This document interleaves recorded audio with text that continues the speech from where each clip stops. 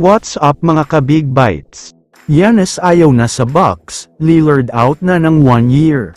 Pero bago ka sana magpatuloy sa panunood ay huwag mong kalimutang mag-subscribe sa aking YouTube channel. Bago ang balita kina Antetokounmpo at Lillard, talakayin lang sandali natin ang balita sa laban ng Lakers at Wolves. Alam naman kasi nating lahat na 3-1 na ang serye na ito. Isang panalo na lang sa Wolves para umabante sa next round. Pero ayon kay LeBron at Luka ay hindi daw nila matanggap ang mga nangyari sa Game 4, hindi daw kasi nila inasahan na madaming easy calls ay hindi tinawagan ng mga referee, halos pabor na pabor daw sa Wolves ito.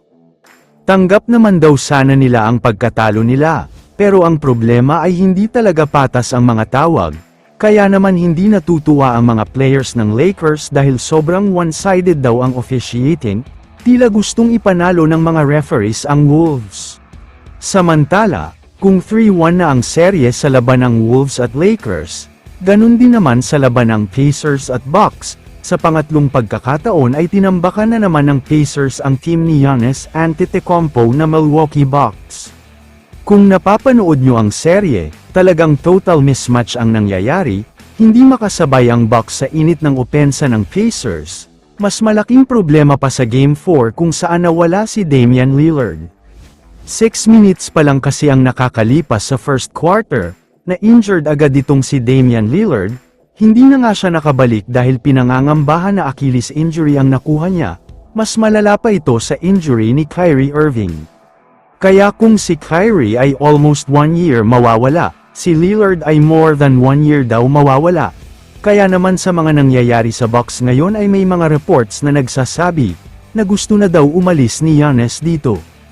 Sobrang frustrated at hindi na daw talaga siya masaya sa Bucks, maayos naman daw pakikisama sa organization na ito, pero gusto niyang sumubok ng something na kakaiba, kaya malamang sa malamang ay lilipat na talaga siya. Ayon sa mga source, kung first round exit ang mangyayari sa Bucks ngayon, talagang aalis na daw siya. Pero ang magpapabago lang daw ng isip niya ay kung makakapag-champion sila, which is sobrang malabo talaga sa puntong ito. Kaya sa off-season, asahan nating lahat na talagang mayayanig ang mundo ng NBA, dahil posibleng hindi lang isa, 2 o 3 superstars ang lilipat, kaya sobrang exciting talaga ang mga susunod na mangyayari. Kaya naman kung kayo ang tatanungin, dapat na nga bang lumipat si Giannis Antetokounmpo?